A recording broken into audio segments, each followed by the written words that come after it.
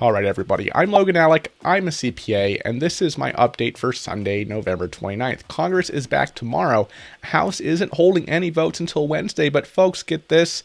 According to the House calendar, the House is scheduled to leave again on Friday, December 11th. That's the day that the appropriations bills have to be agreed to by, so there's not a lot of time here.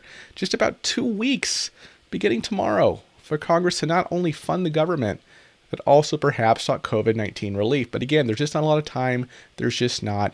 And you have to consider the fact that there have been really no negotiations regarding stimulus since the election. We have McConnell wanting a skinny bill of $500 or $600 billion. Then we have the main Democrats, Pelosi and Schumer, holding fast to the updated HEROES Act. And they have the open support of Joe Biden on this. I still see a lot of people claiming that Trump is still considering doing an executive order for stimulus checks. I don't think that's happening. Before the election, I told you that the Washington Post reported that the White House tried to use unused CARES Act money for some kind of stimulus, but it was blocked by the White House attorneys themselves. I think that possibility is all but dead at this point. Mnuchin, in requesting the Fed return unused lending facility allocations to the Treasury, made it very clear in his letter that this was to be money for Congress to reallocate in the future, not the president. So all these folks still claiming that Trump is going to sign an executive order for stimulus checks, I think it's BS.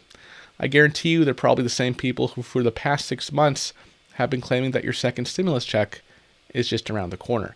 If Trump was able to do an executive order for stimulus checks, you'd better believe he would have done it before the election.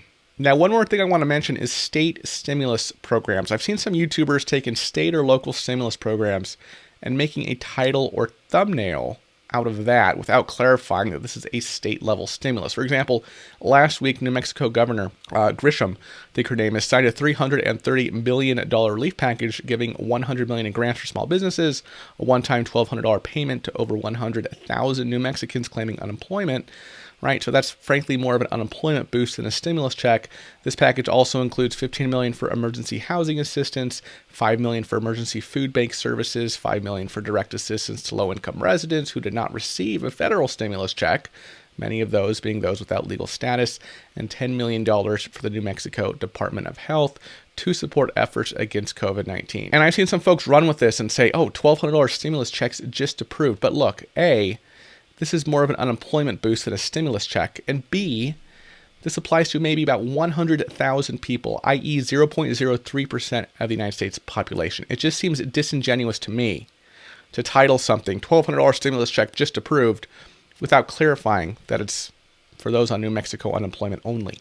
So if you see $1,200 stimulus checks just approved on YouTube recently, either the creator is flat out lying or simply referring to some state-level benefit, probably this New Mexico unemployment boost, that likely doesn't apply to you, and yes, you're an individual unemployment in New Mexico. Beyond New Mexico, we know the governor of Colorado, Jared Polis, who actually tested positive for COVID-19 yesterday. Governor Polis announced earlier this month that he will call the Colorado State Legislature, basically the equivalent of Congress, but in Colorado, back for a special session to consider more relief to Colorado residents. We know that last month he announced a one-time $375 unemployment boost that will be deposited directly on eligible recipients' payment card or bank account. Other state programs are out there. Wisconsin, we know the governor there released a $541 million relief plan, but the Republican-held legislature isn't too keen at the moment on taking it up. Minnesota Governor Tim Walz said the state might be close to passing a bipartisan package there, since both he and the Republican-held Minnesota House have both released stimulus plans and are trying to work out the differences there. And this is awesome. With the federal government not taking action, it's great to see states and cities stepping up for their people. My beef is when people create YouTube videos and title it, $1,200 stimulus check just approved, or $375 stimulus check just approved, because that's just misleading. Right? Because it applies to only a fraction of the people who see that headline and click on the video.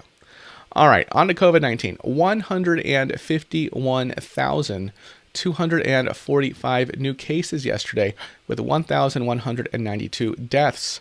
The Federal Aviation Administration, the FAA, has confirmed that United Airlines has chartered flights from Belgium to the United States containing shipments of the Pfizer-BioNTech vaccine. There are 2 plants where final assembly of this vaccine takes place. 2 Pfizer plants, one in Belgium, one in Kalamazoo, Michigan. So this is great news. We know the FDA is currently reviewing the emergency use authorization for the Pfizer vaccine. A committee will meet on December 10th to vote on whether it will recommend the vaccine for FDA approval. So hopefully this approval will be granted sometime in mid-December, with vaccine distribution to high-risk groups beginning at least in some forms shortly thereafter.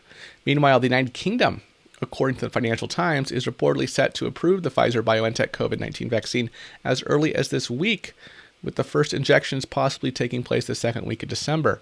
The UK has already ordered 40 million doses of the vaccine. In other international COVID-19 news, Japan reported nearly 2,700 cases on Saturday, its record high for a day. As a result, the government in several cities and prefectures are imposing new mandates and restrictions. All right, everybody, that'll about do it for my Sunday update. Thank you so much for watching, and I'll see you in the next video. Bye-bye.